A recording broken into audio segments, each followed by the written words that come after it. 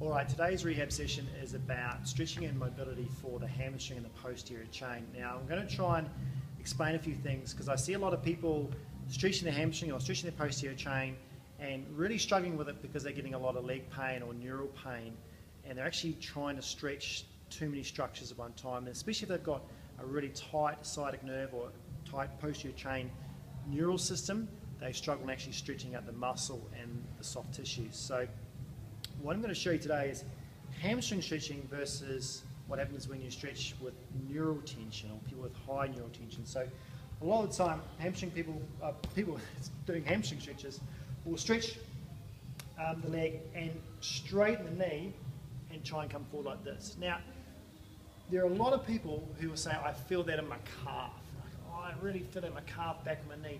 And what's happening is they're too tight in all their soft tissues, all out in adhesions, all out through the back of the leg, through that sciatic nerve, or they've got a really tight sciatic nerve neural system. It might be because they've got a old back problem they haven't dealt with and they haven't sorted out the mobility through their leg.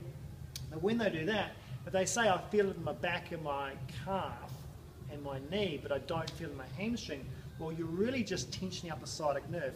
Now, that's not going to stretch the muscle and the soft tissue much. It's just going to aggravate that nerve over a long period of time.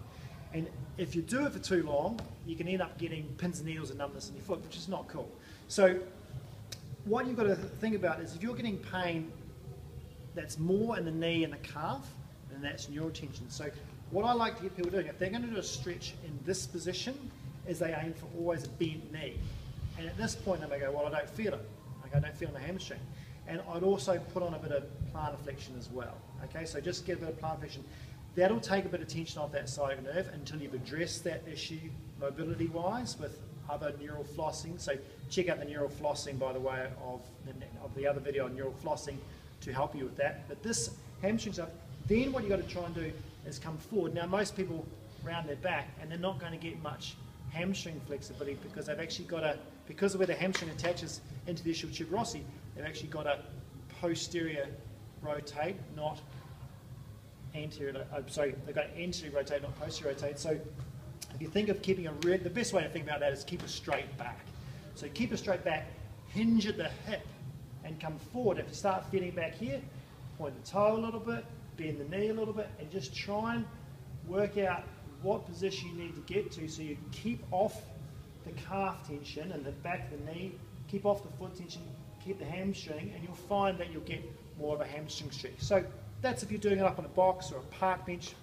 Same rules apply if you're doing it down, perhaps in a lunge position, so or a hip flexion, external rotation position like this, and you're going to come back and do a hamstring stretch like that.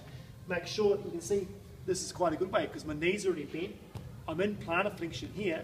All I've got to work on is making sure my back doesn't round out.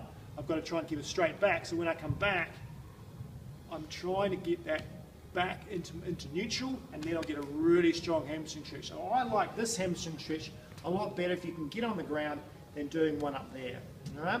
If you're going on your back, same sort of rules. You know, if you're trying to stretch with one of these bands, like distraction band or a stretch band, a lot of people have it on their toe. So they'll either stretch like this sort of thing.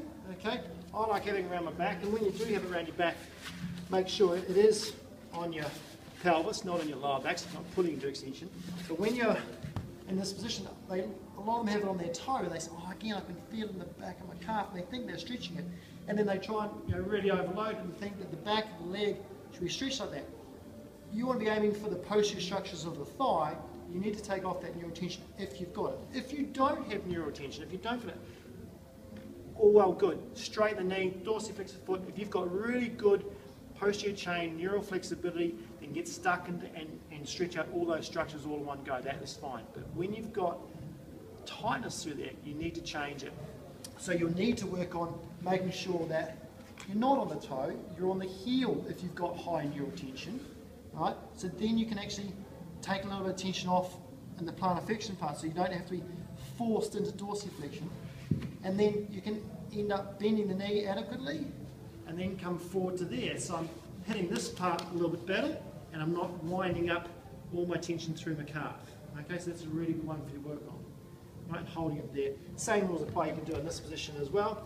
So if you're coming into here, keeping that back nice and straight and coming forward, which is like a Q-roll stretch for your lower back, making sure that knee's bent, bit of plantar flexion through here, and then coming forward into that position there.